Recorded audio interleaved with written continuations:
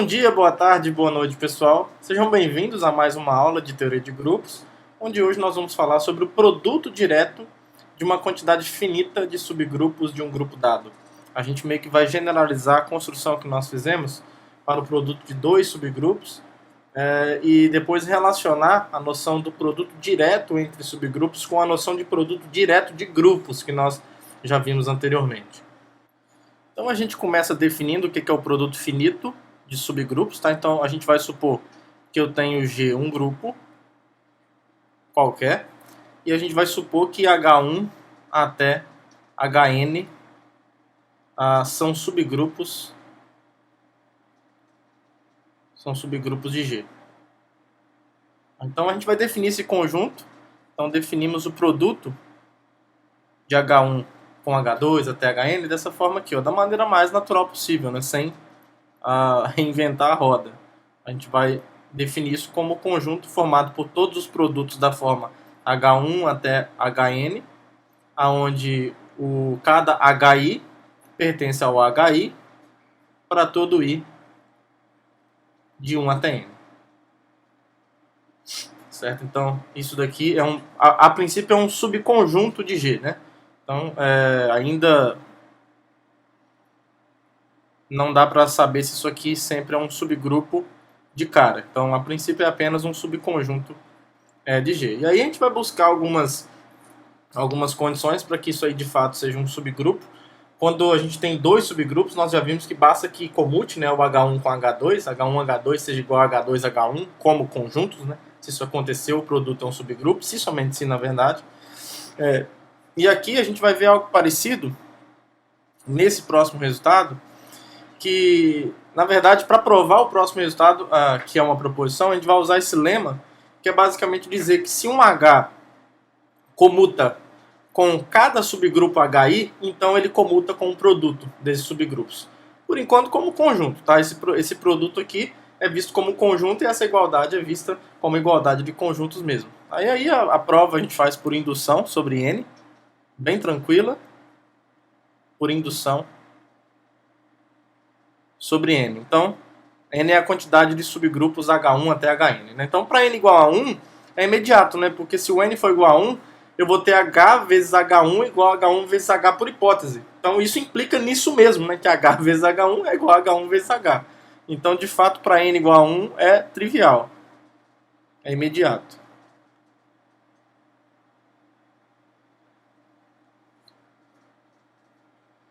E aí a gente vai supor, então, que o N é maior que 1. Suponha que o N seja maior que 1. E a hipótese de indução aqui é afirmar exatamente que o H comuta com o produto dos primeiros N-1 subgrupos H. Certo? Então, H vezes H1 até Hn-1 é o produto desses N-1 subgrupos vezes H. Tudo bem? E a gente quer mostrar, na verdade, que o H comuta com todo esse produto.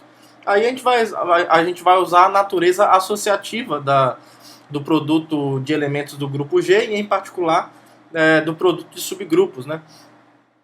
Então, assim, ó, o que a gente vai ter? O H vezes o produto de todos os subgrupos, de H1 até Hn, pela própria natureza do produto de elementos num grupo G, a gente já sabe que isso aqui é verdade. Isso é a mesma coisa que o produto. Esse produto de N subgrupos é a mesma coisa que eu multiplicar os primeiros N-1 elementos, porque isso vale para o produto dos elementos já, né? Então, em particular, vai valer para o produto dos subgrupos. Certo? E aí a gente usa a associatividade do produto de subgrupos, que ela é naturalmente herdada da própria associatividade do produto de elementos do próprio grupo G, onde está todo mundo lá dentro. Né? Então, isso daqui é a mesma coisa que o H vezes o produto dos N-1 primeiros subgrupos, e aí multiplicado aqui fora pelo Hn, certo? Aí aqui eu comuto usando a hipótese de indução, H vezes esse produto é esse produto vezes H. Então isso daqui, aqui dentro, é H1 até Hn-1 vezes H, certo? Aí no próximo passo a gente aplica novamente a associatividade. Então isso daqui é o H1 até o Hn-1 vezes o H vezes o HN. E aí agora a gente aplica a hipótese de que o H comuta com todos os HIs, em particular com o I igual a N. Então o H comuta com o HN também. Então isso daqui vai ser a mesma coisa que o H1 até HN menos 1 multiplicado por HN vezes H, certo? E aí agora a gente aplica a associatividade de novo, que vai ser H1 até o HN menos 1 vezes HN vezes o H aqui fora, e aí por isso esse produto aqui novamente é o produto de todos os N subgrupos, certo? Pela natureza associativa do produto. Que a gente usou aqui atrás já, né? A gente quebrou esse produto de N termos no produto de N menos 1 termos com o último. Aqui a gente está fazendo a mesma coisa. Certo? Então olha só o que a gente conseguiu. O H vezes esse produto de N subgrupos é o produto de N subgrupos vezes o H. Tudo bem? Então se a gente precisar usar isso, e a gente vai usar daqui a pouco, a gente pode usar. Então a demonstração desse lema está terminada. E aí nessa proposição a gente dá uma condição suficiente então para que um produto de N subgrupos seja um subgrupo. A gente vai mostrar que se os subgrupos comutam entre si, né, se HI vezes HJ é igual a HJ vezes HI para todo IJ de um até N, então esse produto é um subgrupo de G. Tudo bem? E a gente vai fazer por indução sobre N e usar que nós já sabemos isso para dois subgrupos. A gente já viu isso anteriormente. Então, a gente vai proceder aqui por indução sobre a quantidade de elementos, né? Aliás, sobre a quantidade de subgrupos H. Então, de novo, para N igual a 1 é óbvio. Começando aqui para N igual a 1. A gente só vai ter um subgrupo mesmo, né? Não faz nem muito sentido considerar o N igual a 1 aqui, mas tudo bem, né? Não está errado. H1 vezes H1 é igual a H1 vezes H1. E independente disso, H1 é um subgrupo de G. Então, para N igual a 1 é verdade. Simplesmente é verdadeiro. Então, é imediato. A gente vai supor, então, agora que o N é maior que 1. Suponha que o N seja maior que 1. E a hipótese de indução aqui é que o H1 vezes o HN menos 1 é um subgrupo de G. A gente quer mostrar que o produto até o nésimo subgrupo é um subgrupo de G. Certo? E aí é o seguinte, como o HN, olha só, é verdade que isso aqui acontece, ó, como o HN comuta com todos os HIs, os anteriores, né? Então, usando o lema anterior, o HN vai fazer o papel de H, tá? Então, como o HN vezes HI é igual a HI vezes HN para todo o I de 1 até o N menos 1, então, pelo lema anterior,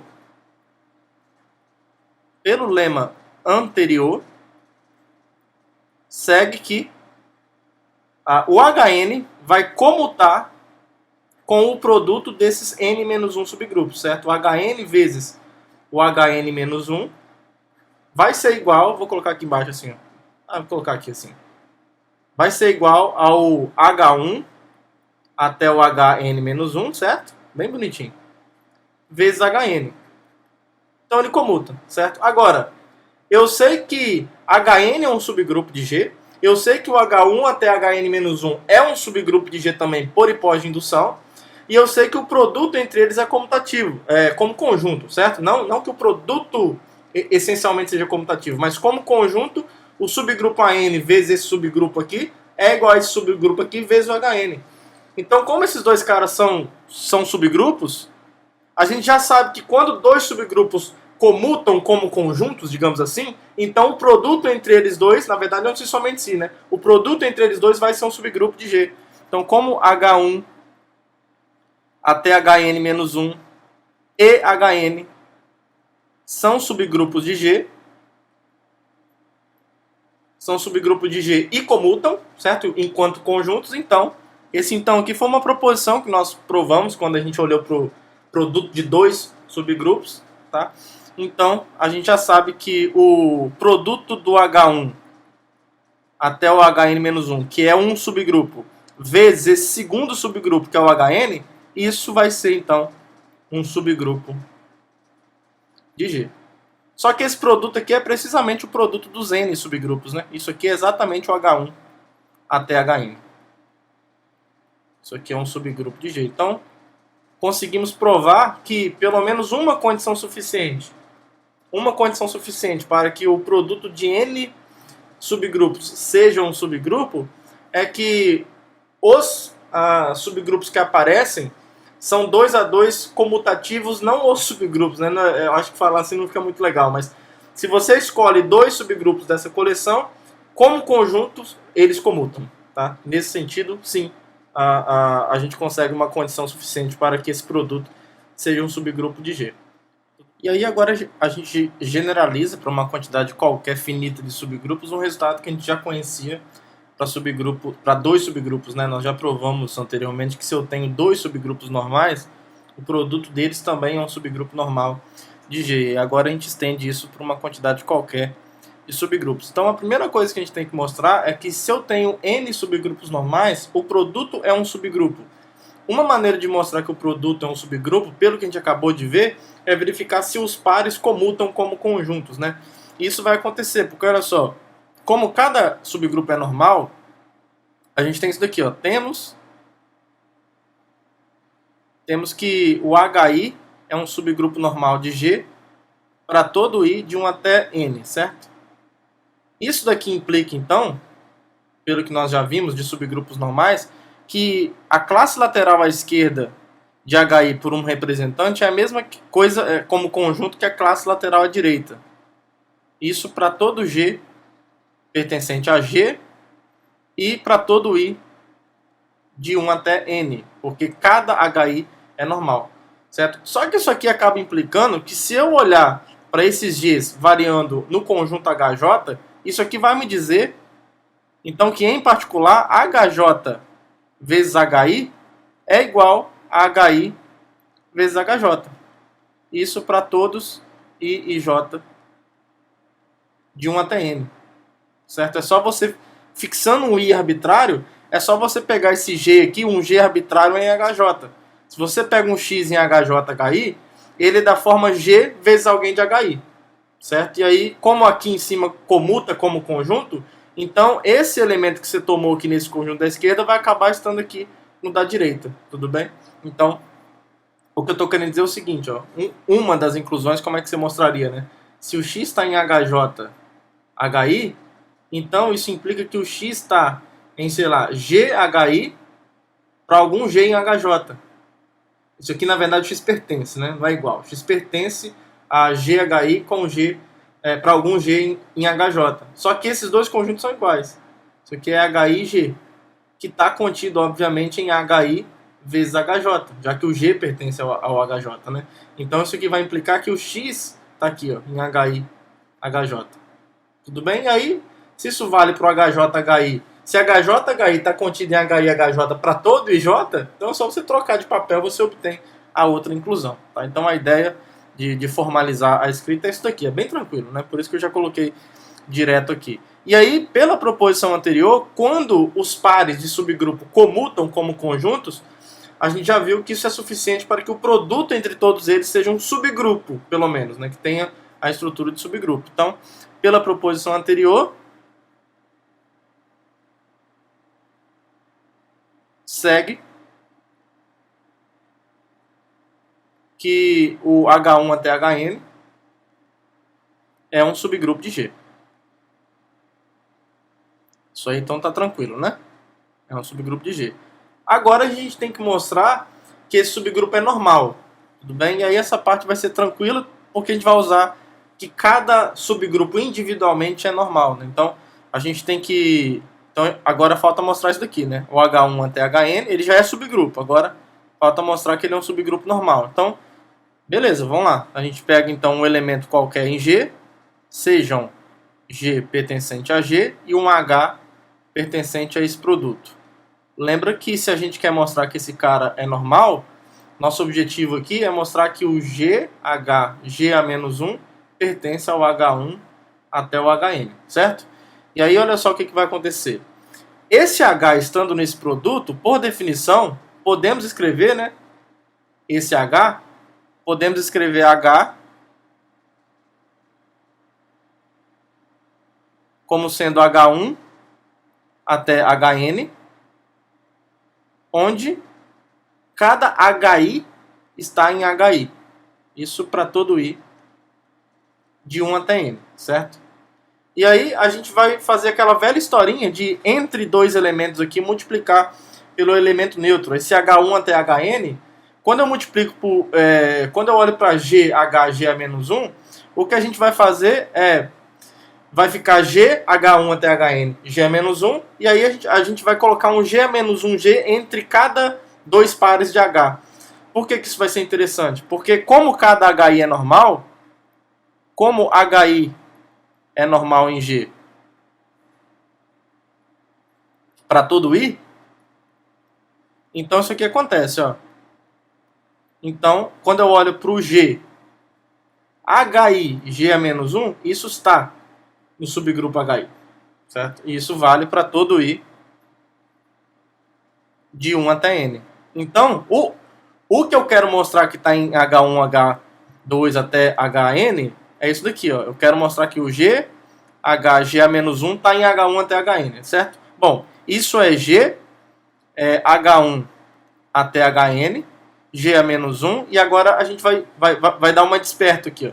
Isso aqui é a mesma coisa que o GH1, G a menos 1, vezes o GH2, G a menos 1, até o GHN, G a menos 1, certo? Porque aqui no meio, o que está acontecendo? A gente está multiplicando pelo elemento neutro, tá? Não está acontecendo nada aqui. Tá? Então, só que qual é a vantagem da gente fazer isso? Pelo que nós acabamos de ver aqui, ó, o GH1, G a menos 1, como o H1 é normal, isso daqui pertence ao H1. O segundo carinha aqui, ó, como o H2 é normal, isso daqui pertence ao H2. E aí, cada pedaço vai pertencendo ao subgrupo correspondente, até chegar no final aqui, isso pertence ao HN. Então, escrevendo o GH, G a menos 1 dessa forma, a gente conclui que isso daqui pertence ao H1 até HN, que era exatamente o que a gente queria concluir, certo? Porque a gente pegou dois elementos quaisquer, um em G e outro no candidato anormal, e provamos que essa GH, G a menos 1 continua aqui dentro, certo? Então, a conclusão, finalizando a demonstração desse resultado, é que o H1 até HN é mesmo um subgrupo normal de G, e isso fecha essa afirmação, e isso fecha a demonstração desse resultado, tá, pessoal? Então, conseguimos generalizar para uma quantidade finita qualquer de subgrupos, que se cada um individualmente é um subgrupo normal, então o produto finito de subgrupos normais ainda é um subgrupo normal do grupo G em questão, o universo onde as coisas estão acontecendo. E aí, depois desse preâmbulo, a gente define então o que é o produto direto de subgrupos, né, quando for possível. E aí, quem já estudou espaços vetoriais, soma direta de subespaços, vai lembrar talvez da linguagem e talvez perceber que o produto direto de subgrupos é meio que uma generalização da noção de soma direta de subespaços vetoriais, né? Lá é soma direta porque a estrutura de grupo que um espaço vetorial tem é com a soma, né? Então por isso que lá é soma direta. Aqui é produto direto porque a gente se refere a essa operação misteriosa em um grupo como produto, né? Mas a gente não sabe realmente se a natureza desse produto é uma multiplicação ou uma soma. Isso aí vai ser o contexto que vai dizer. Então, nessa definição, a gente tem um grupo G. A gente supõe, então, que G é um grupo e que eu tenho uma quantidade finita de subgrupos de G. E aí a gente vai definir quando que G é a soma direta, é o produto direto desses subgrupos. Tá? Então, H1 até HN, subgrupos de G. Então, nós vamos dizemos que G é o produto direto de H1 até HN, onde a gente denota, né, e escrevemos isso, e denotamos. Quando isso acontecer, a gente denota G igual a H1, aí um pontinho com uma bolinha, que lembra a soma direta, né, que é o mais com uma bolinha. Então, opa, é o vício. A gente denota dessa forma, H1 até HN, se isso aqui aconteceu. A primeira coisa que tem que acontecer para G ser o produto direto de H1 até Hn é G ser o produto de H1 até Hn. Então, o G tem que ser igual ao H1 até Hn, da forma como nós definimos anteriormente. A segunda coisa que precisa acontecer é que cada subgrupo desse é normal. É uma condição que a gente exige em cada indivíduo em particular. E em terceiro lugar, se a gente olha para essa interseção do subgrupo HI com o produto dos demais subgrupos, H1 até o HI-1, aí você pula o HI mais 1 para não... desculpa, você pula o HI, vai para o HI mais 1 até o HN. Essa interseção aqui só pode ser o elemento neutro. Isso para todo I, de 1 até N. Tá? Então esse último resultado está dizendo que qualquer elemento que está em HI e que pode ser escrito como um produto finito dos demais subgrupos, necessariamente só o elemento neutro satisfaz isso. Tá? A gente exige isso. Não é quaisquer subgrupos que irão satisfazer isso. Né? Por isso que a gente está exigindo isso daqui para considerar o G o produto direto desses caras. Então não basta G ser apenas o produto desses subgrupos. É necessário que cada um desses caras seja um subgrupo normal, e aí especialmente essa terceira condição, digamos, é a condição cabalística aí que nos dá a noção de produto direto, até mesmo pensando nos exemplos em particular, quando a gente tem espaços vetoriais e por aí vai. Tá bom? Então, isso que significa um grupo G ser o produto direto de uma quantidade finita de subgrupos desse grupo G. Tudo bem? E aí, no próximo resultado, a gente vai mostrar que quando eu tenho um grupo que é o produto direto, então o legal dessa notação é que você pode comprimir, compactar todas essas três informações aqui só nisso daqui, né? Então quando eu digo que G é esse produto direto com essa notação, a gente está dizendo na verdade que essas três coisas aqui valem ao mesmo tempo, né? Todas elas valem. Então a gente tem uma notação que compacta, que comprime, né? Aquelas três informações só nessa coisinha pequena. E aí a gente vai mostrar que se eu tenho um grupo G e uma quantidade finita de subgrupos de G, então dizer que G é o produto direto desses subgrupos é equivalente a dizer a essas duas condições juntas. Primeiro, para cada G, a forma de escrever esse elemento como um produto de elementos onde cada xi está em HI, essa maneira é única.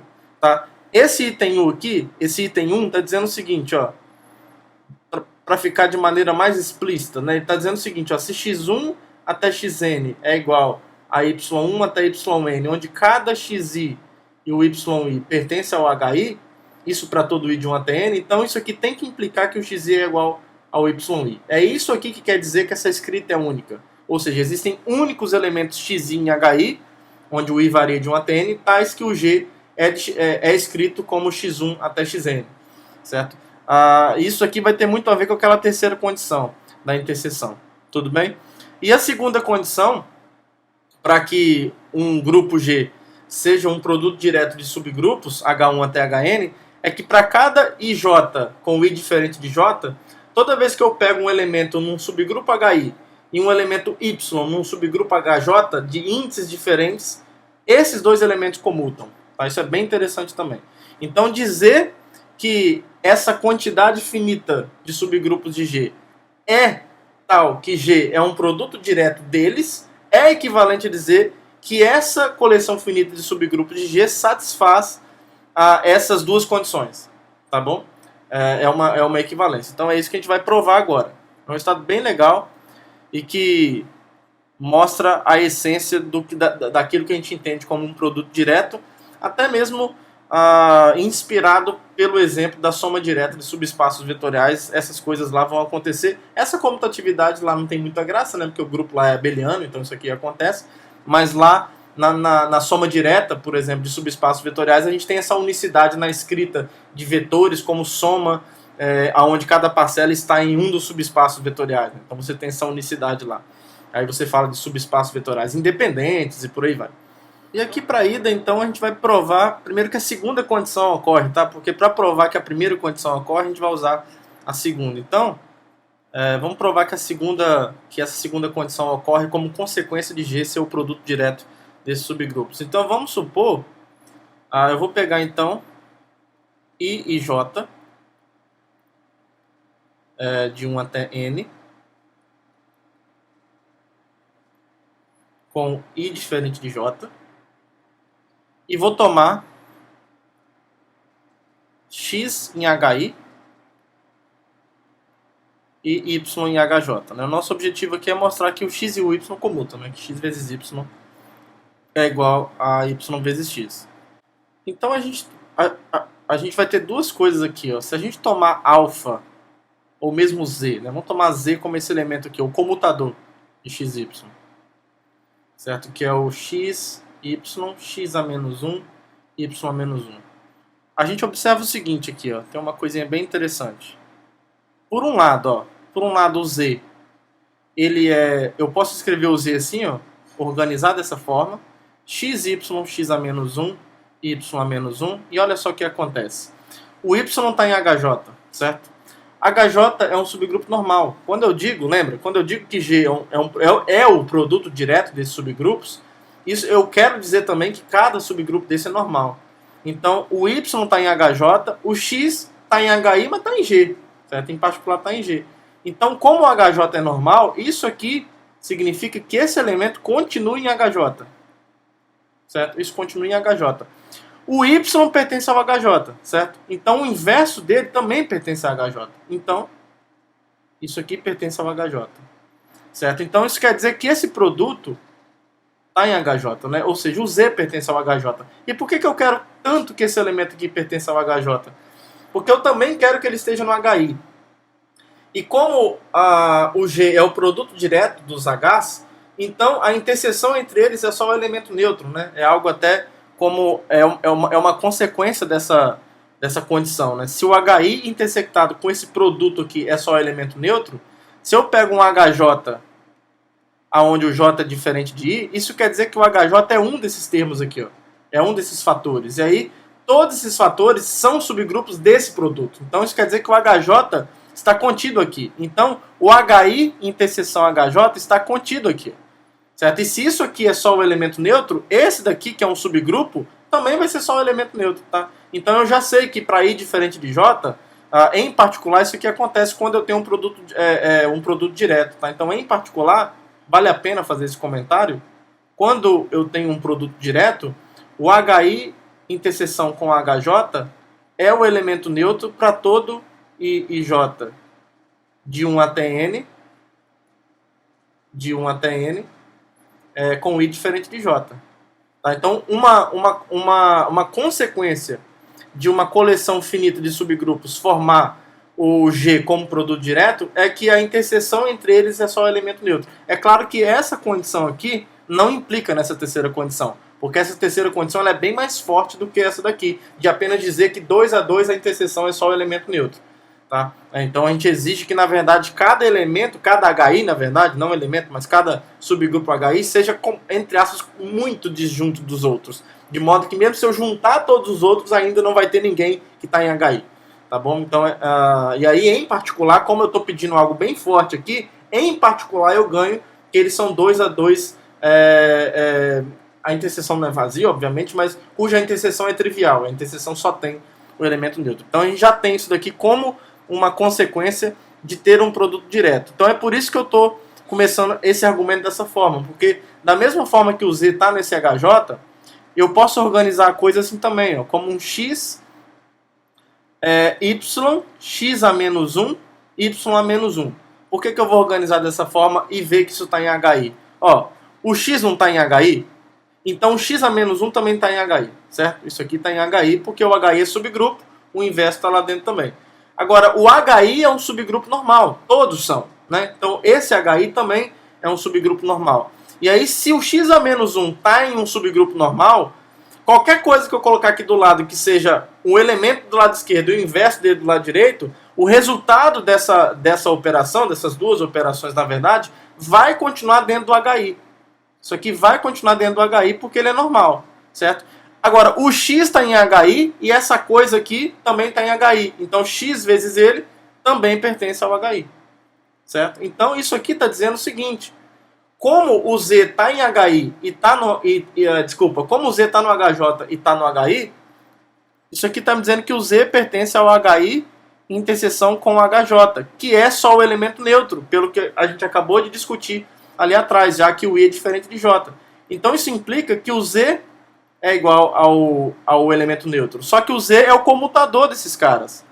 E a gente já sabe que o comutador de dois elementos é o elemento neutro, se somente se eles comutam. Certo? Aí você não consegue capturar nada nesse comutador, já que eles comutam. Então isso implica que o xy é igual a yx. Maravilha, né? Bem bonitinho. Então a segunda condição está demonstrada. E aí agora a gente vai usar a segunda condição com as demais hipóteses que a gente tem ao dizer que G é o produto direto para provar a primeira condição. Tudo bem? Então vamos lá. Na verdade vamos fazer assim, ó. Suponha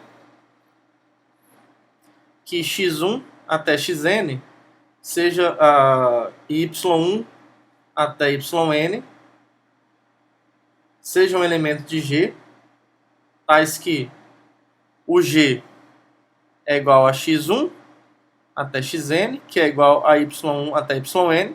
O nosso objetivo aqui é mostrar que o xi é igual a yi para todo i de 1 até n. Tá? Na verdade, nem precisa desse g, né? Então, suponha que x1 até xn, yn até y1 até yn pertence a g, tais que isso acontece onde, né? Tem uma coisa importante que está faltando aqui, onde o xi e o yi pertence ao hi para todo i de 1 até n. Nosso objetivo é mostrar que o xi é igual ao hi. Então a gente tem que mostrar que o xi é igual a yi para todo i de 1 até n. Tá? E aí a gente vai fazer por indução sobre o i. A gente vai provar que vale por i igual a 1, assumir que vale por i menos 1 e provar que vale para o i, né? E aí, portanto, provar que vale para todo i de 1 até n dessa forma. Então vamos fazer por indução sobre i. Então vamos resolver o caso i igual a 1 primeiro. Então, primeiro caso, i igual a 1. Então, nosso objetivo aqui é mostrar que o x1 tem que ser igual a y1, né? Então, o que vai acontecer? Como isso aqui acontece, como x1, eu vou organizar assim, ó, como x1, x2 até xn. É claro que se o n for igual a 1, né, o x1 vai ser igual a y1. Né? Então, para n igual a 1 não tem graça. Então, a gente pode assumir aqui que o n é maior ou igual a 2. Tá? Para n igual a 1 é trivial, né, que o resultado vai ser verdadeiro. Então, como isso aqui acontece, y até y2, yn, o que vai acontecer? Eu vou jogar esse y a menos 1, o inverso aqui, e vou jogar o inverso do x2 até xn aqui pelo lado direito. Tá? Então, essa igualdade aqui ocorre. Ó. Multiplicando pelo inverso do y1 à esquerda, eu vou ter y1 a menos 1 vezes x1. E aí, para sumir com esse cara aqui do lado direito, eu vou multiplicar pelo inverso dele aqui do lado direito. Então, isso aqui vai ser y2 até yn vezes o x2 até xn a menos 1, certo? Agora, olha só o que está acontecendo aqui. Ó. Esse elemento aqui está no H1, certo? Esse aqui também está no H1. E aqui do outro lado, ó, isso daqui está no H2 até Hn. Isso aqui também. Aqui dentro está no H2 até Hn e, portanto, o inverso dele continua lá dentro, porque isso é um subgrupo, certo? Já que todo mundo é normal. Então, como todos os subgrupos são normais, a gente já sabe que o produto deles continua sendo um subgrupo normal, em particular um subgrupo, né? Então é fechado para o inverso. Então esse camarada aqui também pertence ao H2 até o Hn, isso aqui também. Então olha só, isso aqui está no H2 até Hn, ó. Essa igualdade aqui mostra que eu tenho um elemento, esse elemento está no H1, certo? E no produto H2 até Hn. Agora, como G é um produto direto desses subgrupos, essa interseção aqui é só o elemento neutro. Certo? O H1 não é um desses fatores que aparecem aqui. Tudo bem? Então, essa interseção é só o elemento neutro. Então, em particular, o y1 a menos 1 x1 é o elemento neutro. E aí acabou, né? Você multiplica pelo y1 à esquerda, você conclui, então, que o x1 é igual ao y1. Certo? Então, para i igual a 1, beleza. Então, o que a gente vai fazer agora? A gente vai supor que o resultado vale, a gente vai usar a segunda forma de indução, né? A gente vai supor que, vamos ver aqui, só para a gente calcular, verificar direitinho, ó. Eu vou supor que o i é maior que 1, i menor ou igual a n, né? Porque eu estou fazendo uma indução nesse conjunto finito, não é para todos os naturais, então eu vou assumir que o i é menor ou igual a n, e que o resultado, né? Ou seja, e que xj é igual a yj para todo j menor que i. Para todo j menor que i. Tudo bem? E aí a gente quer mostrar que essa igualdade vale para o j igual a i. Né? Então aqui eu estou usando a segunda forma de indução. Então olha só, como isso aqui acontece, ó, então a igualdade eu vou organizar assim. Ó. Eu não vou colocar o x1 até o xi menos 1 à toa aqui. Eu tenho o x1, xi menos 1, aí aqui eu tenho o xi até o xn, igual a y1 até yi menos 1, e aqui yi, yn, certo? Por que eu organizei dessa forma? Porque essa hipótese de indução me diz que até o i menos 1 ésimo termo, os termos correspondentes são iguais. Ó. O x1 é igual ao y1, o x2 é igual ao y2, até o xi menos 1 é igual ao yi menos 1. Então, como o produto está bem definido, esse elemento aqui ó, é igual a esse elemento aqui. Ó. Eles são iguais. Esses dois caras são iguais, por conta dessa hipótese. Agora, se eles são iguais, vale a lei do cancelamento. Então, isso aqui vai implicar que do xi para frente, ó, xi até o xi mais 1 até o xn, isso aqui é igual ao yi mais 1 até yn. Certo? Com isso, o que vai acontecer? A gente vai fazer agora exatamente a mesma coisa que a gente fez antes. Tá? Isso daqui vai implicar, eu vou jogar o yi a menos 1 aqui para o lado esquerdo, yi a menos 1 xi, e aqui eu vou jogar o inverso desse cara para o outro lado. Então isso daqui vai ficar yi mais 1 até yn, vezes, aqui à direita, xi mais 1 até o xn a menos 1. Aqui do lado, ó, o yi a menos 1 pertence ao hi, o xi também pertence ao hi, portanto esse produto, já que esse cara é um subgrupo, né, é um subgrupo, então o yi a menos 1 também está em hi, portanto esse produto está em hi. Tá? E aqui do outro lado, ó, isso daqui está no produto hi mais 1 até hn, e aqui dentro do parêntese também está aqui. Então, como isso daqui continua sendo um subgrupo, porque cada um deles é normal, então isso tudo aqui com o inverso e tudo também está aqui, ó, em hi mais 1 até hn. Então isso aqui implica, por exemplo, que o yi a menos 1 xi pertence à interseção do hi com esse produto aqui, ó, hi mais 1 até hn. Só que isso aqui está contido no hi intersectado com h1 até o hi menos 1, com, agora sim, hi mais 1 até hn, certo? Esse produto só depois do i está contido no produto de todo mundo exceto o i, né? Porque isso aqui é um fator ali dentro. E isso daqui eu sei que é o elemento neutro porque esses subgrupos compõem um produto direto de G. Tá? Então isso aqui está me dizendo que o yi a menos 1 xi é igual ao elemento neutro, porque ele tem que pertencer ao conjunto que só tem um elemento neutro.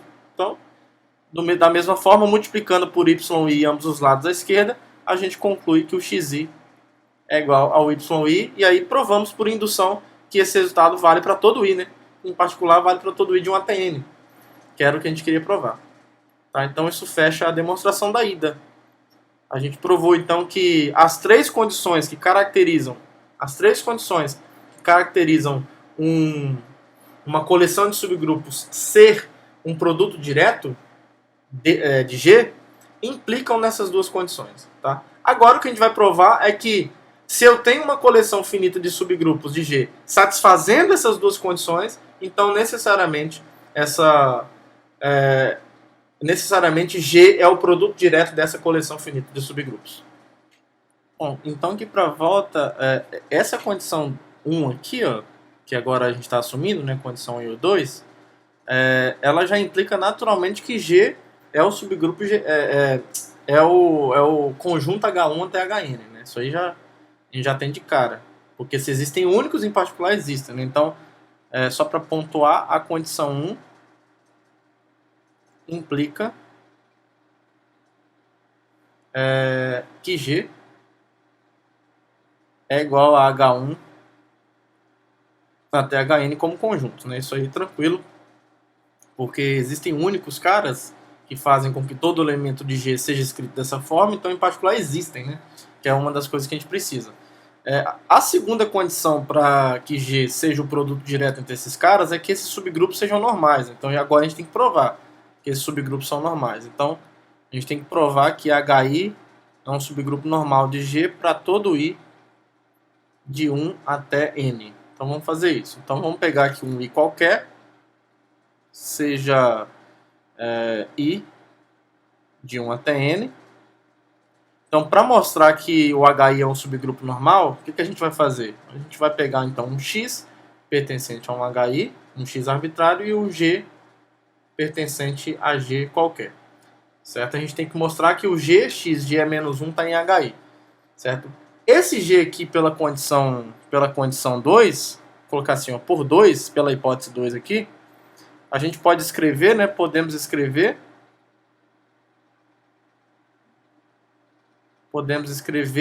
G como sendo x1 até xn, onde cada xi pertence a... Deixa eu usar um outro termo, né? Porque o i está fixado aqui. Então, cada xl, melhor assim, cada xl pertence ao hl para todo L de 1 até N. Certo? A gente quer mostrar que o Gx, G a menos 1, pertence a G, né? E aí a gente vai provar um lema aqui lateral, que é o seguinte, pessoal, que é uma coisa que a gente vai usar. Deixa eu enunciar ele aqui do lado. Ó. Num grupo qualquer, se eu tiver um grupo G, se G é um grupo, X pertence a G, e Y até YN pertence a G, são tais que isso aqui acontece, ó, e x vezes yi é igual a yi vezes x, para todo i de 1 até n. Então, se isso acontece, então o x, ou seja, se o x comuta individualmente com cada yi, então ele comuta com o produto desses caras. É uma coisa que a gente vai usar aqui. Tá bom? E aí como é que a gente prova isso? Vamos provar aqui do lado, aqui no cantinho. Só para ficar completinho. É por indução sobre N, né? Naturalmente não dava para esperar que fosse outra coisa. Então, por indução sobre N, que é a quantidade de termos Y aí que a gente está trabalhando.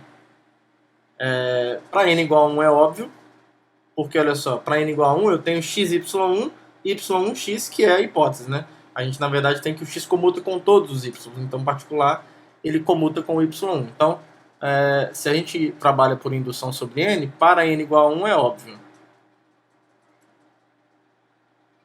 E aí a gente supõe que o n é maior que 1. Supõe que o n é maior que 1 e o x comuta e que o x comute com os n-1, com o produto dos n-1 termos y, né? Então, a hipótese de indução aqui é que o x comute com o y1 até o yn-1. Aí vai ser tranquilo. Porque quando a gente fizer isso, olha só o que vai acontecer. Quando a gente fizer isso, quando eu calcular agora o produto de x com o produto dos n termos y, eu posso organizar isso assim, ó, como x y até yn-1, yn, certo? Aí eu uso a associatividade, que vai ficar x multiplicado por y1 até yn-1, usando a associatividade, e isso multiplicado por yn. Aí aqui eu uso a hipótese de indução, que o x comuta com esse produto de n-1 termos, então vai ficar y1 até o yn-1 vezes x, e isso multiplicado por yn. Aí uso a associatividade de novo. A gente já fez uma conta parecida com essa hoje, né? Na questão dos subgrupos. É a mesma conta, exatamente a mesma conta. A gente está provando o resultado para elementos agora. Mas tudo bem. Isso daqui, então, aqui é n-1, vamos ver aqui. Não, agora eu vou usar a associatividade. Então, n-1, x vezes yn. Aí o x comuta com o yn, porque ele comuta com todos os y. É a mesma conta, né? No lugar de y aqui, lá está o h, e o x aqui é os... Aqui os y são os HIs lá, e o x aqui é o h, sem índice lá, no resultado que a gente provou. Mesma coisa. Mas tudo bem. y1 até yn-1, aí aqui é yn vezes x, porque o x comuta com o yn, com o yn. Aí aqui eu uso a associatividade, isso daqui é o y1 até o yn-1 multiplicado por yn, e aí multiplicado por x, e isso daqui é precisamente o y1 até yn multiplicado por x. Então, x vezes o produto dos ny é os ny multiplicado por x. Tudo bem? Então isso fecha a demonstração desse lema lateral, esses lemas laterais que de vez em quando aparecem, né, para atormentar a gente, mas não é atormentar não, né? É bom que a gente, surgindo a demanda do resultado, a gente prova, né? Fica mais natural assim em alguns momentos. E aí por que eu fiz essa palhaçada toda? Porque agora a gente vai conseguir provar que o gx, g-1 está em HI. Como? Assim, ó. Olha só o que vai acontecer. O gx, g-1 vai ser o quê? O g pode ser escrito assim, né? Com x1 até xn. Então é x1 até xn. X. E aqui vai ser o xn, x1 até xn, a-1. Aí como é que vai ficar aqui?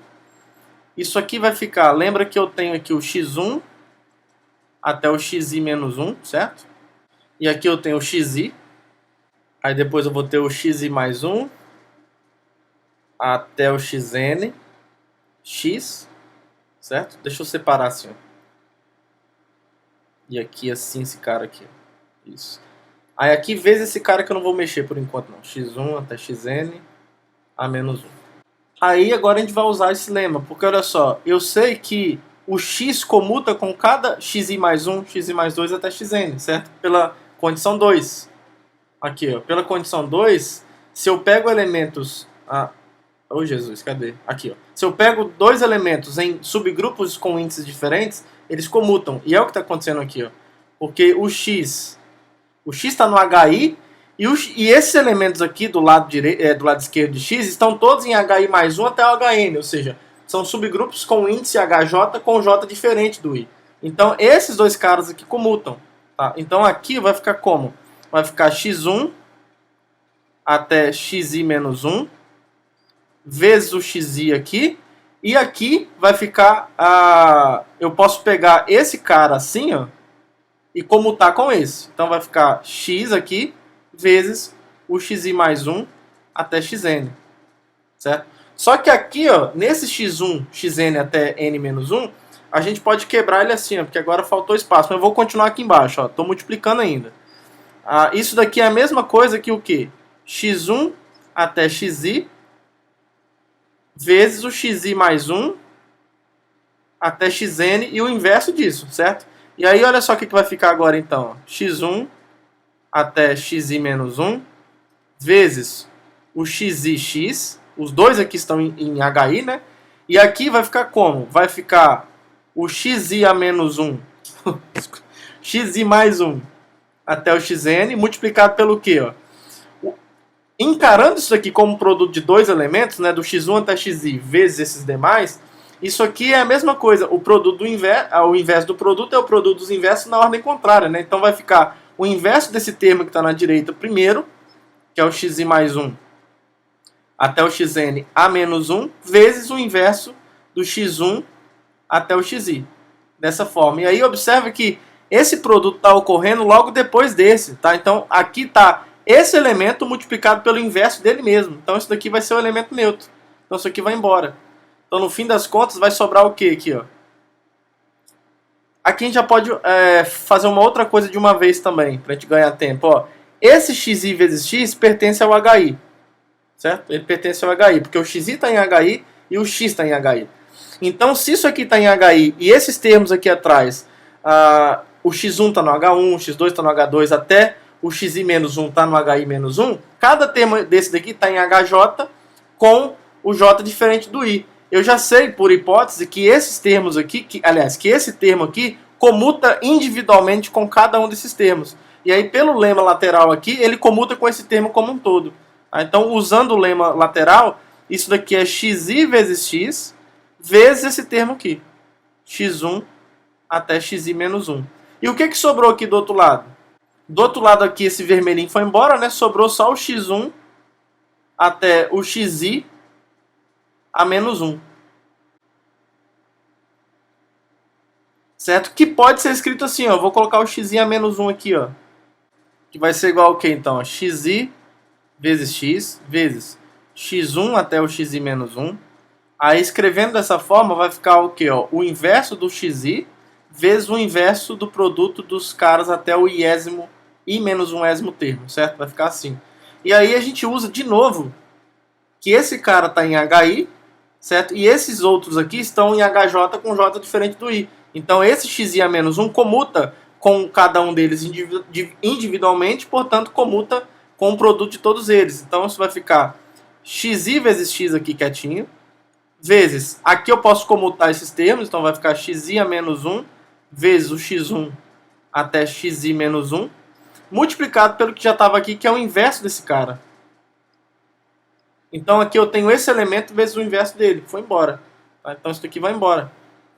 O que sobra aqui vai ser o xi, então, xi vezes x vezes o xi a menos 1. E agora, individualmente, ó, isso está em hi, o x foi tomado em hi, e como o xi está em hi, o inverso dele também está em hi. Então isso daqui pertence ao hi, que era exatamente o que a gente queria provar. Só para não perder de vista, ó, tudo isso daqui, essa palhaçada toda, é o gx de E-1 que a gente acabou de provar, que está em hi. Tá bom? Então a conclusão aqui é que o hi é de fato um subgrupo normal de G. Tá bom? Então a segunda condição que determina quando que G é um produto direto de subgrupos foi demonstrada. Né? Os subgrupos individualmente são normais. Agora a gente tem que provar, o que resta provar agora é que isso daqui acontece. Se eu pegar um i qualquer, de 1 até n, então essa interseção aqui, a gente tem que provar que essa interseção hi menos 1, aí hi mais 1, isso daqui, opa, aí tem o hn, a gente tem que provar que essa interseção é só o elemento neutro. Vou pegar alguém nessa interseção.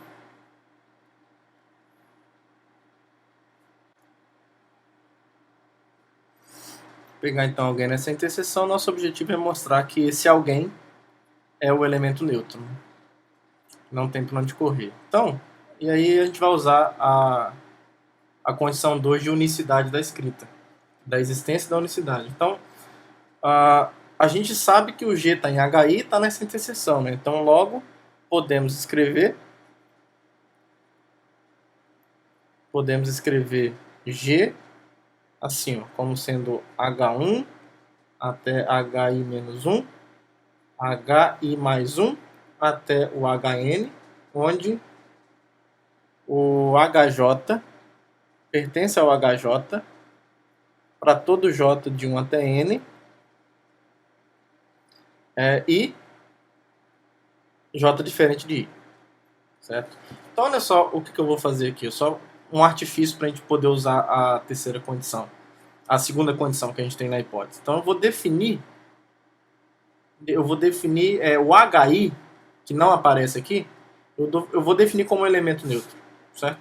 Vou definir como elemento neutro. Então, logo, quando a gente acrescenta o elemento neutro aqui no meio, não muda nada. Né? Então, G é H1 até HN, certo? E, claro, esse E está em HI, né? Porque ele é um subgrupo. Então, onde o HL pertence a HL para todo L de 1 até N, certo? Por outro lado, olha só o que a gente pode fazer. Ó. Por outro lado, definindo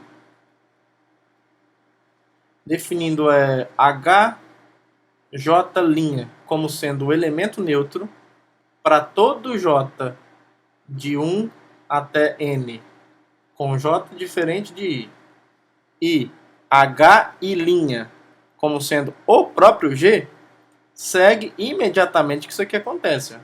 Se eu pegar o G isso é precisamente o H'1 até o H', certo? É a mesma coisa, porque exceto pelo H', que é o próprio G, o resto é o elemento neutro. Então eu estou pegando vários elementos neutros e multiplicando pela esquerda, vários elementos neutros multiplicando pela direita, e no meio ali bonitinho é o G. Então isso é igual ao G. Só que agora a gente tem duas escritas, aonde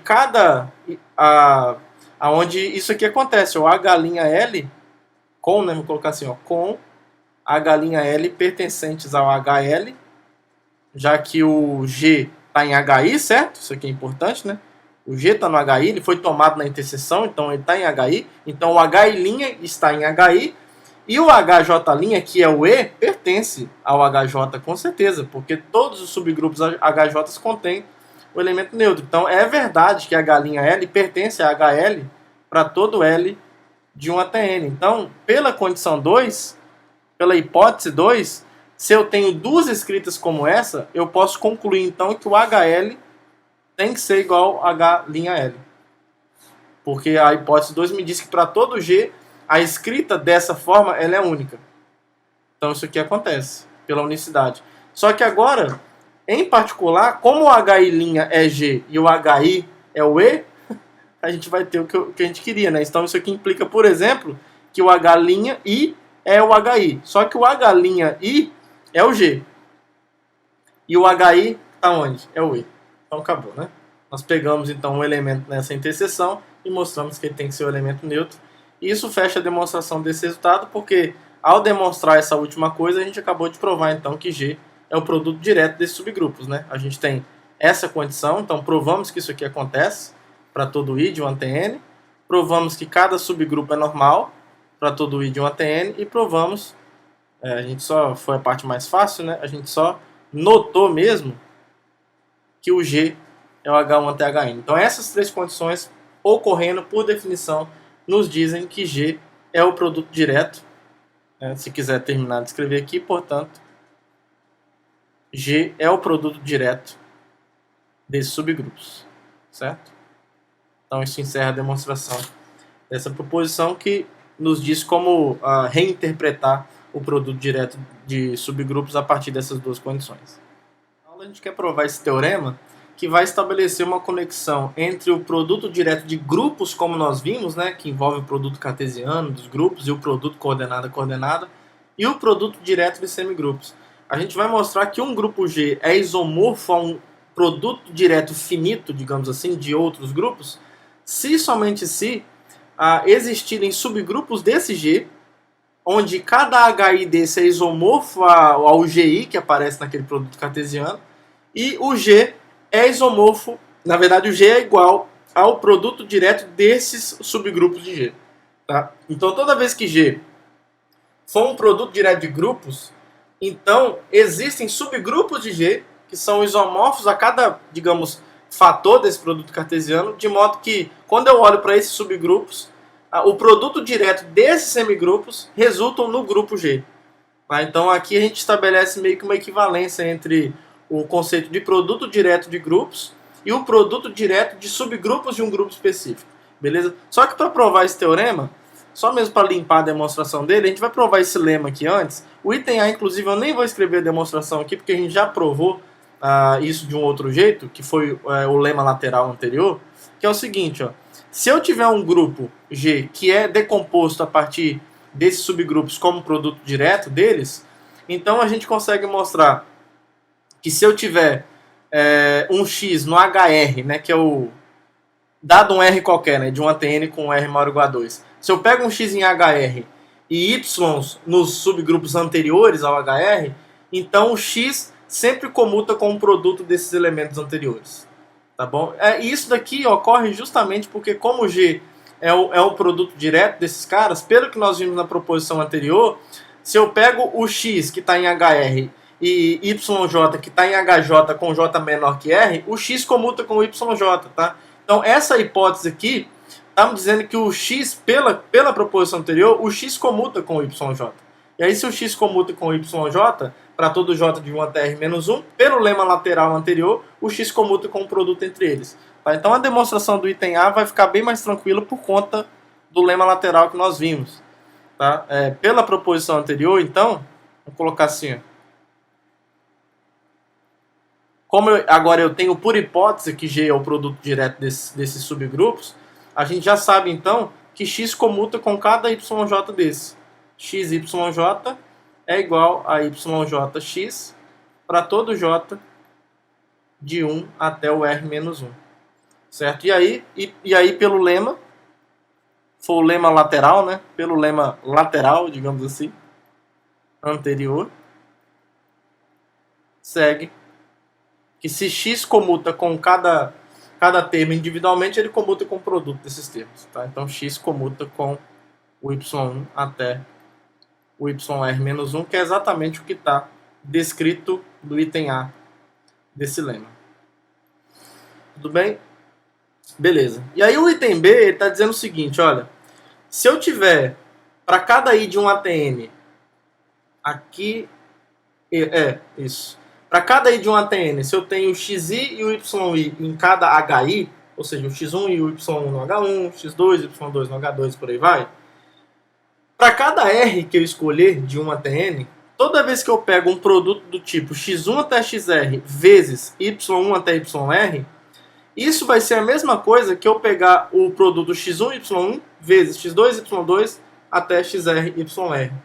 Certo? É como se eu pudesse trocar esses caras de posição e multiplicar coordenada a coordenada, onde a coordenada aqui, entre aspas, é descrita pela posição onde esse elemento está. E a posição onde esse elemento está, na verdade, é indicada por qual subgrupo que ele pertence. Então, se eu pegar x1 e xr e multiplicar com y1 até yr, eu multiplico primeiro os caras do H1, que é o x1 e y1, depois posso multiplicar os caras do H2, que é o x2 e y2, e por aí vai. Então, de certa forma, o que esse resultado está dizendo, ele já está dando, o lema já está dando uma dica que, de fato, esse produto direto tem tudo para se comportar, o produto direto de subgrupos tem tudo para se comportar como se fosse o produto direto de grupos, como se fosse o cartesiano. Porque, olha só, aqui é como se a gente estivesse fazendo o produto coordenada a coordenada. Só que aqui não é coordenada, essa posição ela é indicada por qual subgrupo que o cara pertence, certo? E aí, para provar esse item B, a gente vai provar por indução sobre R, e aí a gente vai usar o item A para isso. Tá bom? Então, o item B, a gente vai provar que isso aqui vale para todo R, né, de um ATN. Então, por indução, vamos proceder por indução sobre R. Então, primeira coisa, para R igual a 1 é trivial, né? Vamos ver se é trivial mesmo. Vamos dar uma olhadinha ali. Para R igual a 1, vamos ver a igualdade aqui, ó. Vai estar x1 e y1 aqui desse lado, e o x1 e y1 com esses parênteses, né? Então vai ficar assim, né? x1 e y1 assim, e do outro lado x1 e y1 assim. Essas duas coisas são a mesma coisa, certo? São exatamente as mesmas coisas. Então, de fato, é trivial nesse caso. Tá? Então aqui, para R igual a 1, é trivial. Então, a gente vai supor que o R é maior que 1, e que esse produto aqui, ó, se eu pegar o x1 até o xr menos 1 vezes o y1 até o yr menos 1, isso é a mesma coisa que eu multiplicar o x1 y1 até o xr menos 1 e yr menos 1.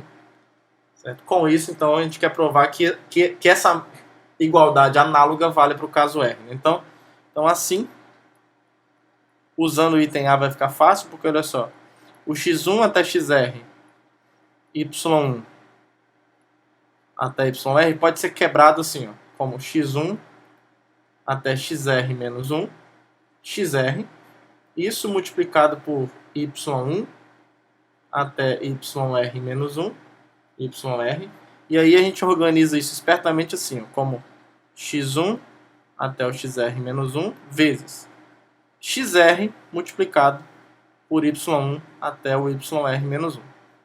Certo? E aí continua aqui com o yr aqui fora. Aí aqui eu posso comutar pelo item A, ó, porque isso daqui pertence ao hr, e esses caras aqui, ó, são os y aqui do item A, né? Que estão no h1 até o hr menos 1. Exatamente o que está aqui.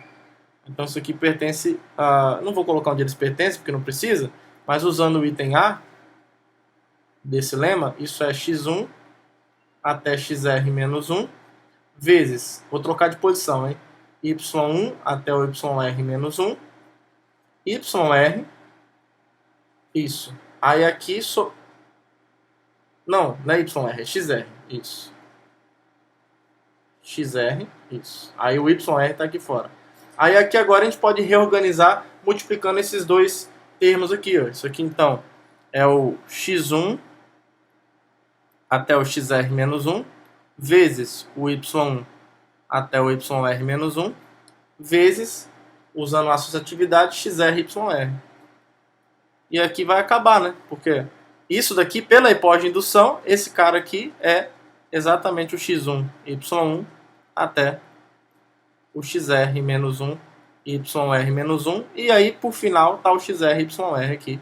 Então, a gente conseguiu a igualdade que a gente queria. Tá? Então, isso prova exatamente o que nós enunciamos no lema. E aí, a gente provou esse resultado nesse lema para deixar a demonstração do próximo teorema mais limpinho. Então, vamos lá. Vamos provar, então, esse resultado. Então, vamos provar a ida aqui primeiro. A gente vai mostrar que se G é isomorfo a um produto direto de grupos dessa forma, então a gente tem que construir subgrupos de G, tais que o HI é isomorfo ao GI para todo I, e o G é o produto direto desses subgrupos. Certo? Então, como é que a gente vai fazer isso? A gente vai... Bom, existe um isomorfismo, né? Então, por hipótese, existe um isomorfismo de grupos eu vou dar um nome para ele aqui, vou chamar de φ. φ que sai de G e vai no produto direto desses grupos G1 até Gn. Então, para cada I de 1 até N, vai definir um subgrupo, na verdade, do produto direto.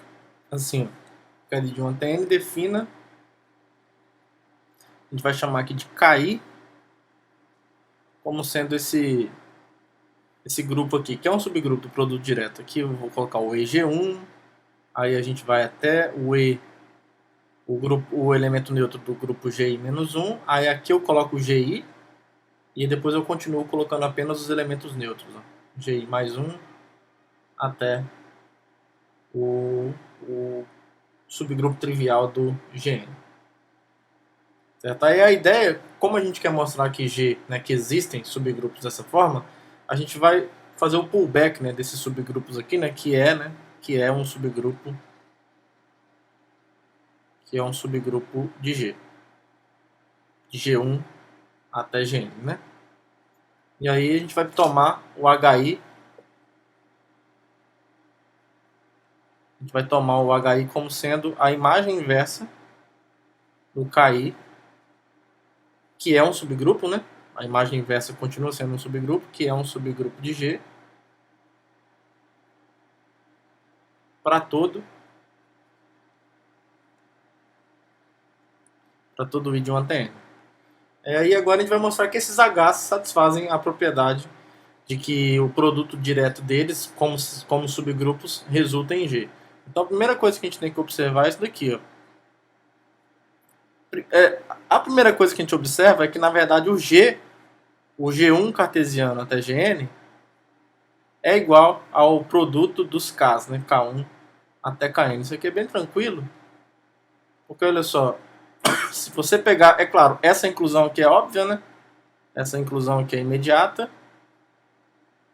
porque aquilo ali, esse produto aqui é um subconjunto disso daqui, do produto direto desses grupos. Agora, a outra inclusão vai ser fácil, porque se você pega um elemento qualquer no produto direto desses caras, G1 até Gn, por definição a gente pode escrever, né? Então podemos escrever G como sendo essa N-upla, né? G1 até Gn, onde o GI pertence ao GI para todo I de 1 até N. Certo? Aí, como eu quero escrever esse cara como um produto dos Ks, basta a gente tomar elementos dessa forma. Então, tome o KI minúsculo, assim, ó. Eu vou pegar, então, o elemento neutro do G1 até o elemento neutro do GI menos 1. Aí na iésima coordenada eu coloco o GI e depois continuo colocando elemento neutro. GI mais 1 até o EGN. Certo? Se você toma isso daqui para todo i de 1 até n, isso aqui por definição, como o GI está em GI maiúsculo, isso daqui pela definição está no KI maiúsculo. Tá? Então isso aqui está no KI maiúsculo para todo i de 1 até n. E claramente isso aqui acontece. Ó. Quando eu pego esse G, que é o G1 até Gn, pela definição do produto no produto direto de grupos, isso é precisamente o produto de todos esses Ks. K1 até Kn, certo? Porque quando você multiplica todo mundo, em cada coordenada, basicamente, você só vai ter um termo que não é o elemento neutro e o resto vai ser.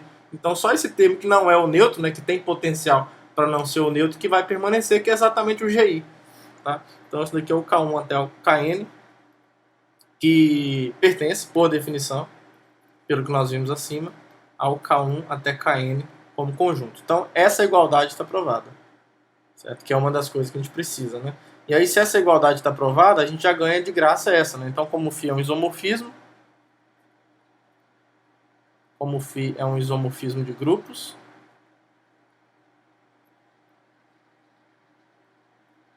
então, se eu aplicar o morfismo inverso, já que ele é um isomorfismo, né, a função inversa também é um morfismo. Então, φ a menos 1 de G1 até Gn é o φ a menos 1 de K1 até Kn. Agora, isso aqui implica que, bom, como φ é um isomorfismo, né, a imagem da função inversa é todo o G, né? Então, isso daqui é o G. E aqui o φ a menos 1 é um morfismo de grupos. Então, o φ a menos 1 de K1 até Kn é o φ a menos 1 de K1 multiplicado até φ a menos 1 de Kn. Só que isso aqui, por definição, φ a menos 1 de K1 é o H1. Você vai fazer isso em cada fator até chegar no Hn, certo? Então, o G é igual a H1 até Hn, que é uma das coisas que a gente precisa. Tudo bem? Então, ótimo. Uma coisa conseguimos. Agora a gente tem que mostrar que esses subgrupos são normais, né? Isso vai sair do fato de que cada KI desse é normal. Porque se a gente mostra que o KI é normal, a gente já sabe como o φ é um isomorfismo, a imagem inversa, né? Ou a imagem direta da função inversa vai continuar sendo um subgrupo normal. Então isso aqui, a gente tem que se provar isso daqui, acabou. Só que essa parte, só que aqui não é o G, que é o G1 cartesiano Gn. Isso para todo i de 1 até n. Então vamos provar isso. Então vamos pegar um i qualquer.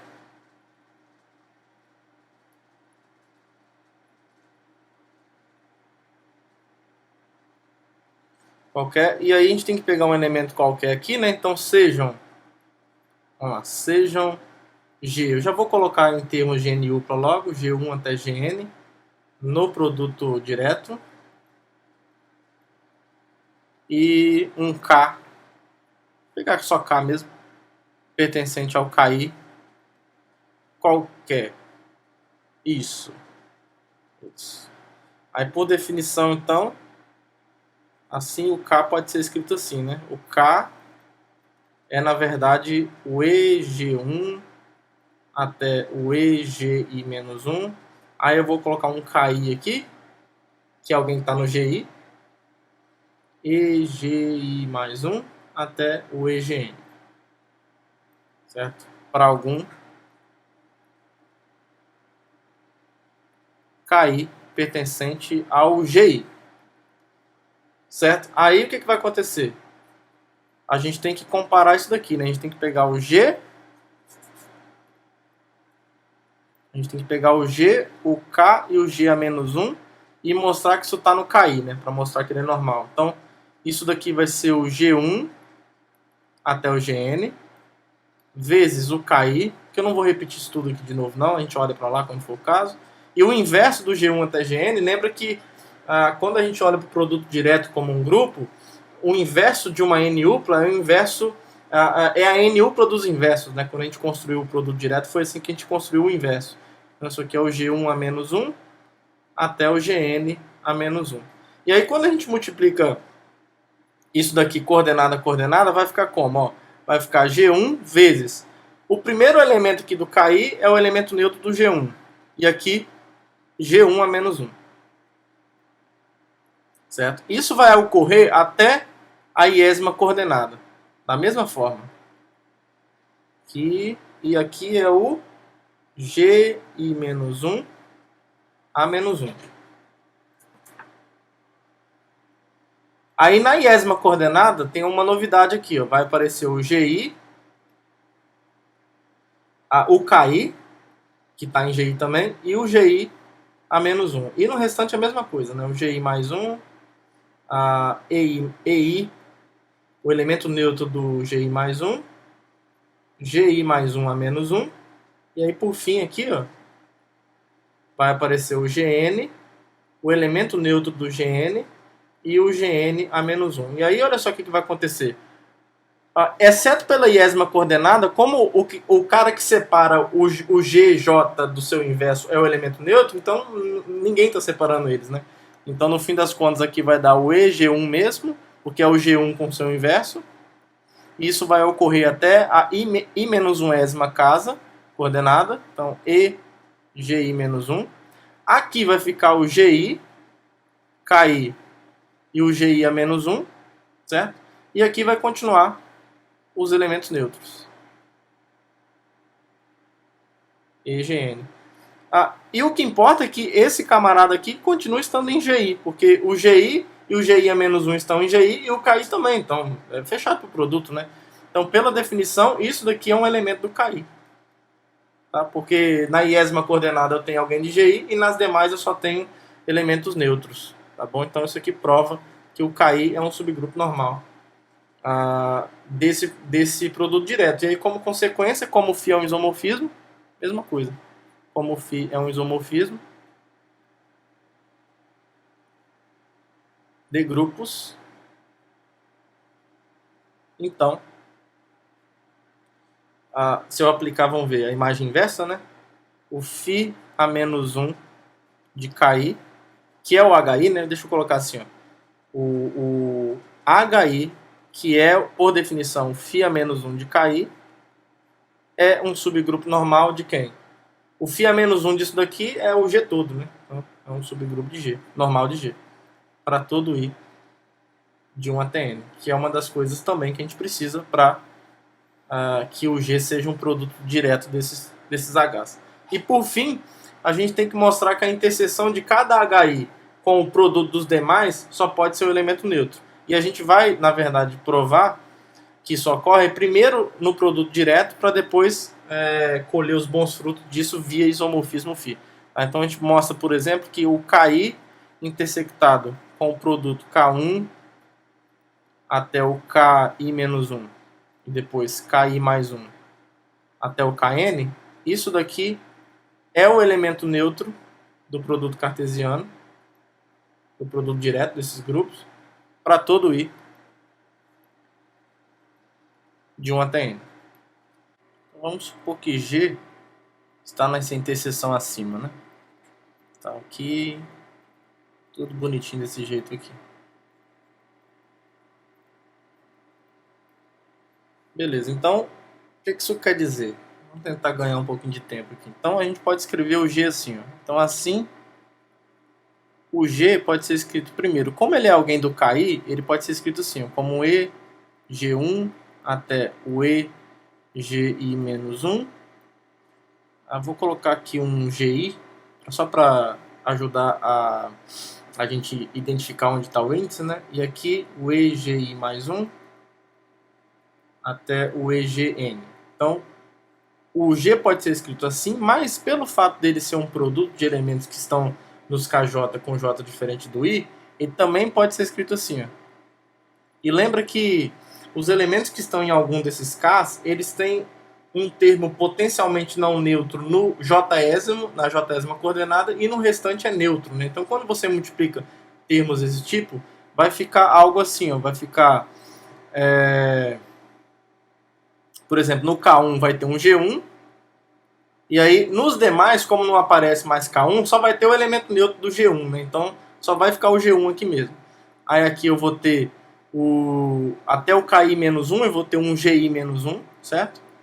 Aí, como em todos eles não aparece o KI, então na iésima coordenada de cada termo desse vai estar sempre o elemento neutro de GI, certo? Então aqui vai ficar o elemento neutro de GI multiplicado n menos uma vezes, digamos assim, né? Que é a mesma coisa que o elemento neutro do GI. E aqui vai continuar um GI mais 1 até um GN, certo? Onde, só para identificar onde estão esses caras, o GI, vou colocar assim, ó, GJ pertence a GJ para todo J de 1 até N. E agora é só comparar. O mesmo G que pode ser escrito assim como está aqui em cima, pode ser assim, pode ser escrito como isso que está aqui embaixo. Então, por exemplo, isso vai implicar que o GI, logo, o GI é igual ao elemento neutro do GI, que era só o que faltava, porque os demais já são os elementos neutros de seus respectivos grupos, certo? Então, já que o GI é igual ao EGI, isso vai implicar que o G que a gente tomou só tem elemento neutro nas suas coordenadas, certo? Porque tinha um GI aqui que poderia não ser, mas ele vai ser.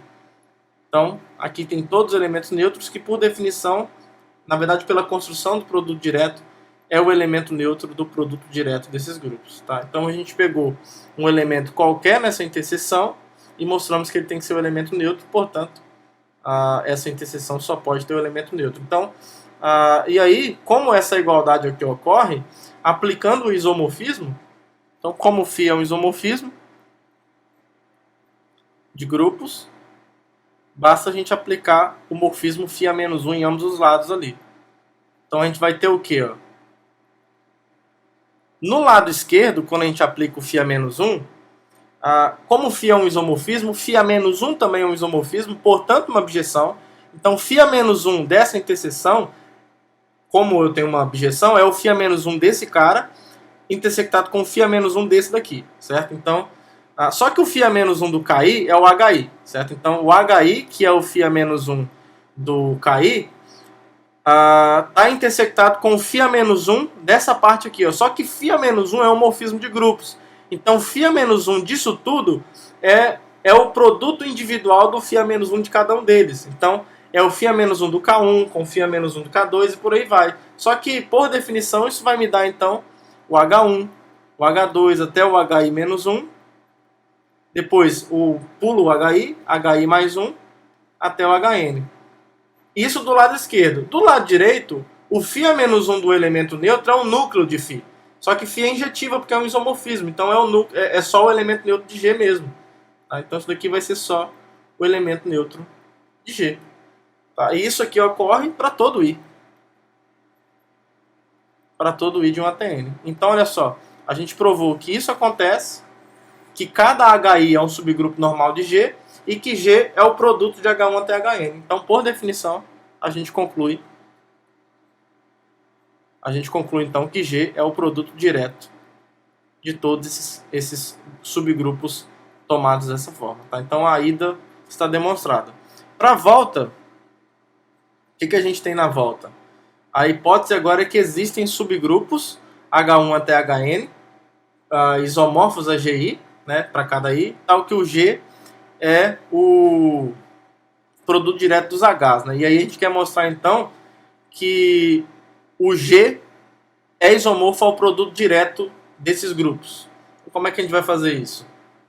Então, por hipótese, para cada I de 1 até N, existe um isomorfismo de grupos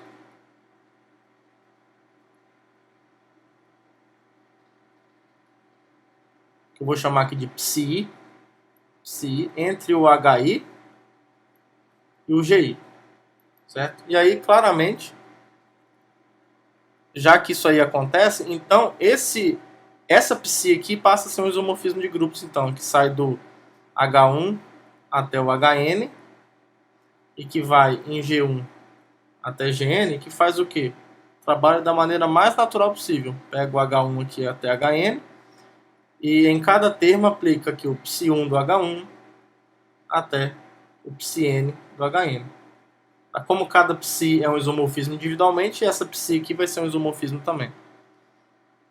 É porque isso segue de um resultado mais geral ainda, né? Seria esse resultado aqui, ó. Se a gente tem esse morfismo aqui, ó, essa função que sai do produto direto desses caras, o GI, que vai no produto direto dos Ks, que pega aqui, ó, uma sequência desse tipo GI com I pertencente a I e leva em φi de GI. Isso aqui é um morfismo de grupos, certo? E além disso, se φi é injetiva para todo I pertencente a I, então φ é injetiva. Esse morfismo induzido é injetivo. E se φ I é sobrejetiva para todo I pertencente a I, então φ é sobrejetiva. E aí, em particular, o item C é só uma consequência. Se φ é um isomorfismo de grupos, ou seja, se é uma objeção, né? Nesse caso, porque a gente já sabe que é um morfismo. Se isso aqui é um isomorfismo, se individualmente as φ's são isomorfismo de grupos, então o morfismo induzido φ é um isomorfismo de grupos. Tudo bem? E aí como é que a gente prova isso? Não aguentei, né? Tive que fazer. Vamos lá. A primeira coisa, a gente tem que mostrar que é um morfismo de grupos, né? Então se eu pego duas sequências aqui, ó, sejam GI, I pertencente a I, e sei lá, HI, I pertencente a I, elementos, deixa eu tirar esse I e botar uma vírgula, que fica mais condizente aqui com a anotação. Vou pegar dois elementos aqui, então vou mostrar que é um morfismo de grupos, né? Então a gente tem que pegar o quê? A gente tem que aplicar o φ nesse produto, o GI, com o HI, e mostrar que isso é o φ, de cada um deles, né? O produto dos φ de cada um deles. Aqui vai ser fácil porque, olha só, isso aqui é φ, eu multiplico aqui dentro primeiro. Lembra que a operação do produto direto é multiplicar coordenada a coordenada. Então eu vou ter essa sequência. E aí, pela definição, eu vou olhar para a sequência que aplica o φi em cada GI, HI, certo? E aí, o φi é um morfismo de grupos para cada I, né? Então isso aqui vai ser φi de GI vezes o φi do HI, esse produto agora ocorrendo lá em KI. E isso aqui, por definição, é exatamente essa sequência, φi de GI, I pertencente a I, vezes, agora esse vezes é lá no produto direto dos KIs, φi HI, I pertencente a I, certo? E, por definição, isso aqui é precisamente o φ dessa sequência, multiplicado por φ dessa sequência aqui. Então isso prova, por exemplo, que φ é um morfismo de grupos, né? Logo, φ é um morfismo de grupos. Aí para o item A, vamos supor que a φ seja injetiva, que a φi seja injetiva para todo I, né? A gente quer mostrar que então que esse morfismo aqui induzido é injetivo também, né? Então se a gente pega alguém aqui que está no núcleo, então seja GI no núcleo de φ. Quero mostrar que isso aqui é o elemento neutro do produto direto, né? Então, se isso aqui acontece, logo o φ, eu vou colocar assim, ó, o elemento neutro desse produto direto aqui, dos Ks, é a imagem desse cara, já que ele está no núcleo, né? Só que isso daqui, por definição, é o φi do GI, é a sequência formada pelas imagens do GI via φi para todo I pertencente a I. E aí, lembra que o elemento neutro do produto direto é a sequência de todos os elementos neutros, né? Então isso aqui está dizendo que o φi de GI é igual ao elemento neutro do KI, né? para todo I pertencente a I.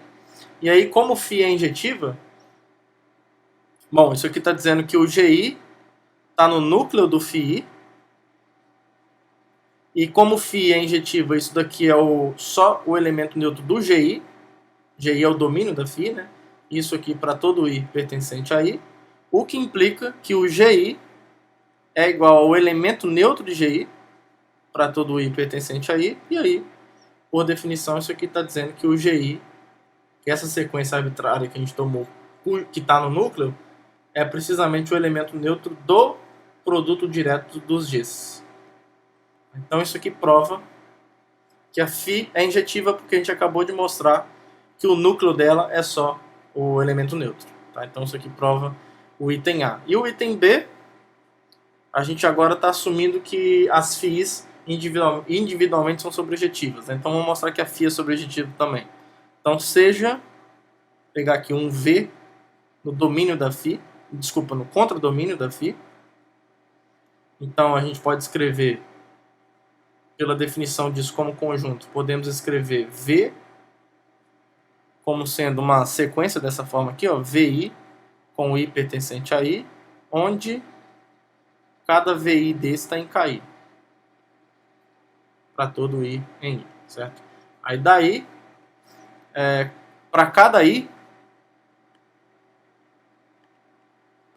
pertencente a I, como φi é sobrejetiva, lembra que a φ sai do GI e vai no KI, né? Então, como isso daqui é sobrejetiva, então existe um GI pertencente ao GI, tal que o φi do GI é precisamente esse VI. Aí acabou. Logo, esse elemento aqui, ó, essa sequência, está no domínio da função φ.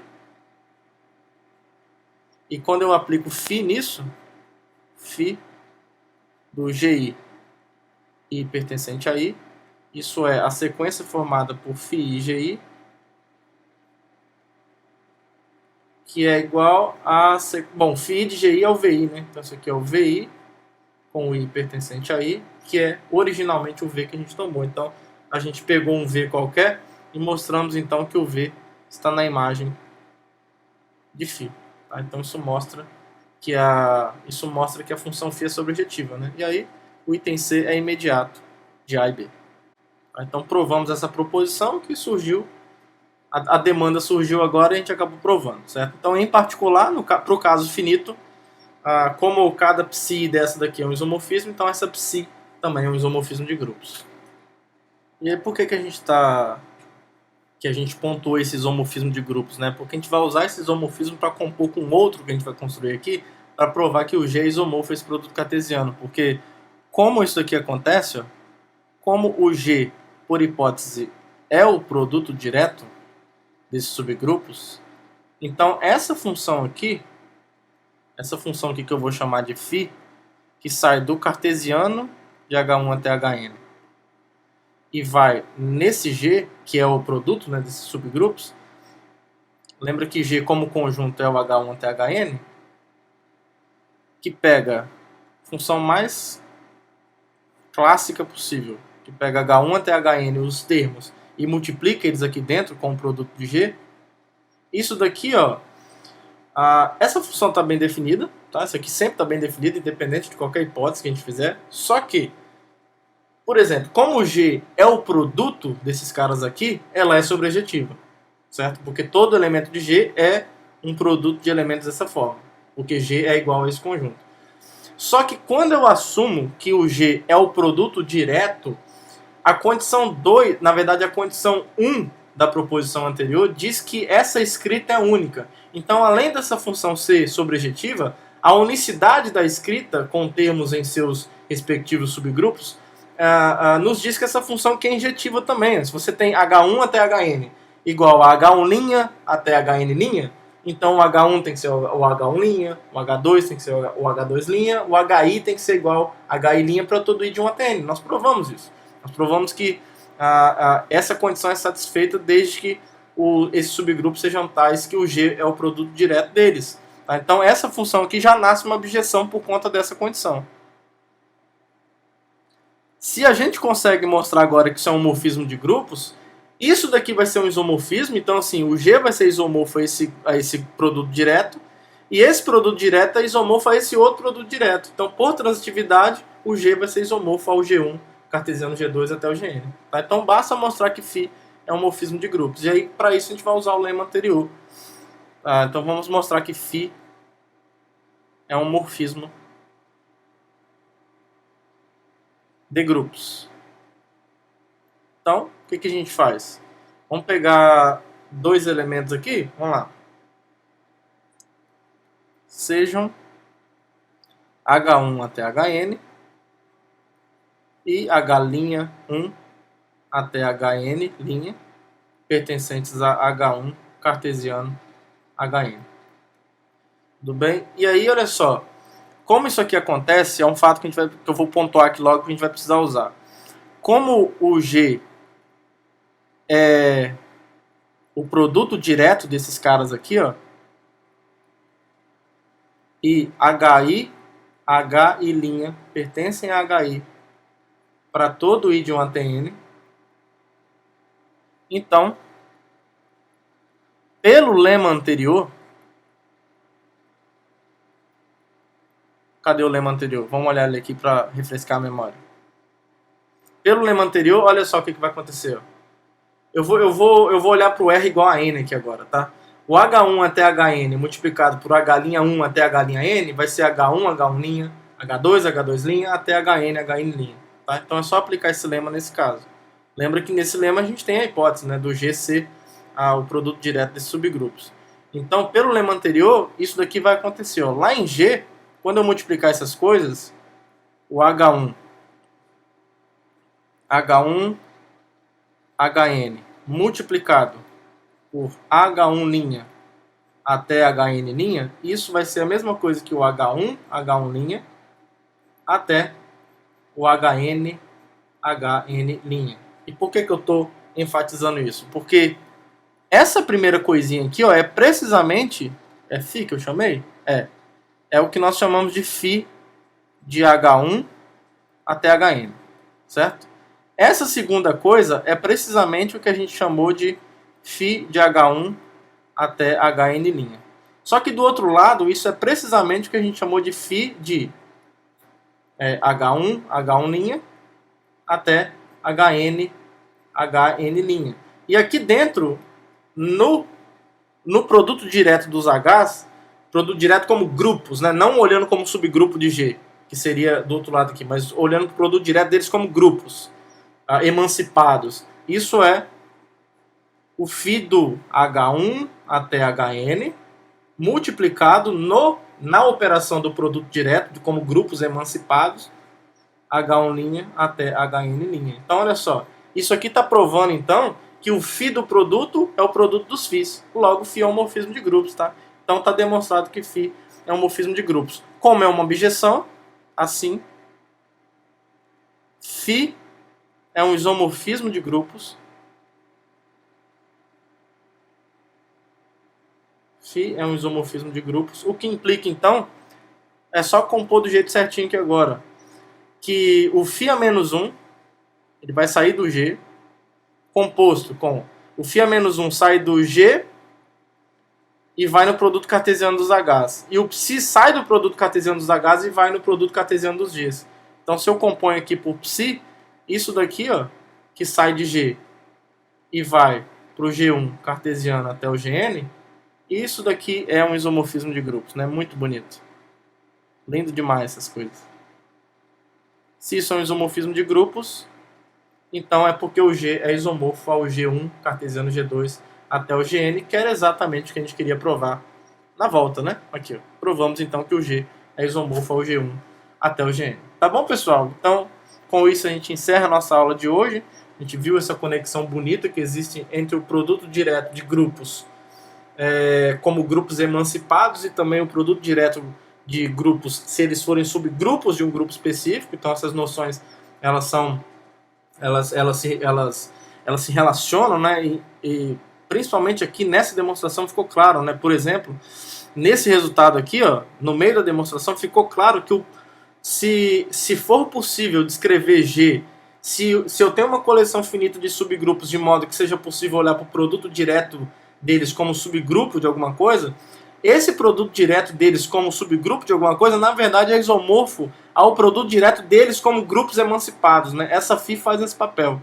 Tá? Então, meio que a menos de isomorfismo é a mesma coisa, você olhar para o produto direto como grupos emancipados ou olhar como produto direto como subgrupos, se eles forem subgrupos de um mesmo grupo. Tudo bem? Fantástico isso, então a gente pode confundir essas duas noções no bom sentido do termo, obviamente. Né? Então é isso, espero que vocês tenham gostado, que todos tenham um bom dia, uma boa tarde, boa noite, um abraço para todo mundo e até a próxima aula. Tchau, tchau.